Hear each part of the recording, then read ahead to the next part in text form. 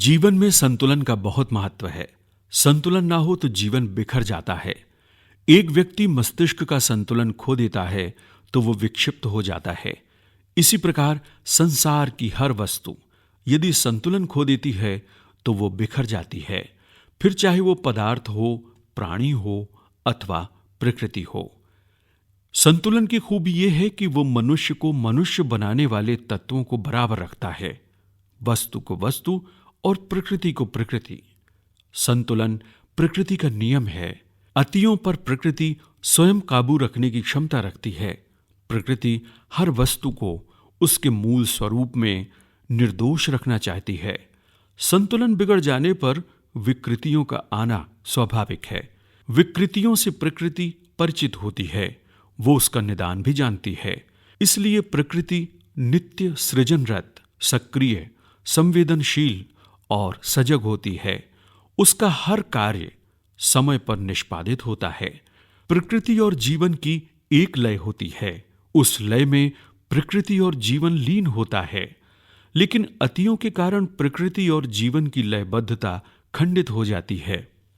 असंतुलन प्रकृति और जीवन में व्यतिक्रम उत्पन्न कर देता है। आज प्रकृति और मनुष्य की प्रवृत्ति का संतुलन बिगड़ गया है। प्रकृति और पर्यावरण प्रदूषण के शिकार हैं।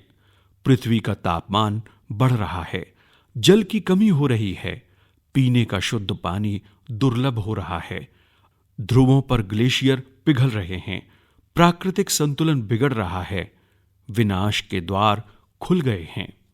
आखिर मनुष्य जाए तो जाए कहां, किस जगह अपना सिर छिपाए? जब आदमी प्रकृति के संतुलन को बिगाड़ने, उसे नष्ट करने के लिए तुला हो, अपने सपनों के महीन पर्दों में स्वयं ही आग लगा रहा हो, अपने सुखों को स्वयं सुखा रहा हो, तब कोई भगवान ही मनुष्य को बचा सकता है, अथवा उसे कोई मध्यम मार्ग ही बचा सकता है।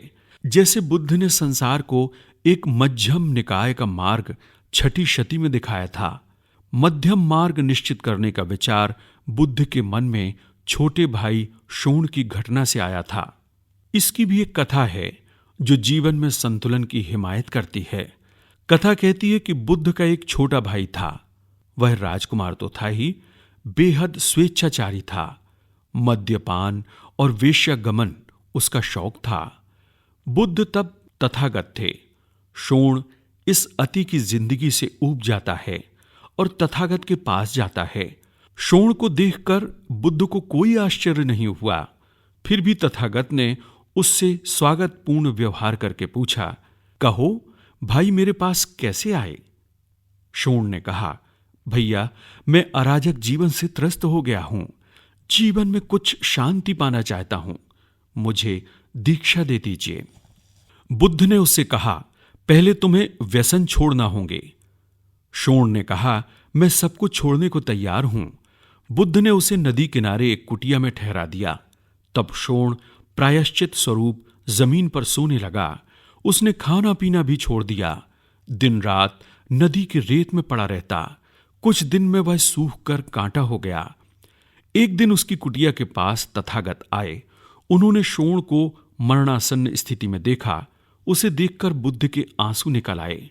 बोले, मेरा आशय सिर्फ व्यसन छोड़ने का था, तुमने अन्न जल तक छोड़ दिया।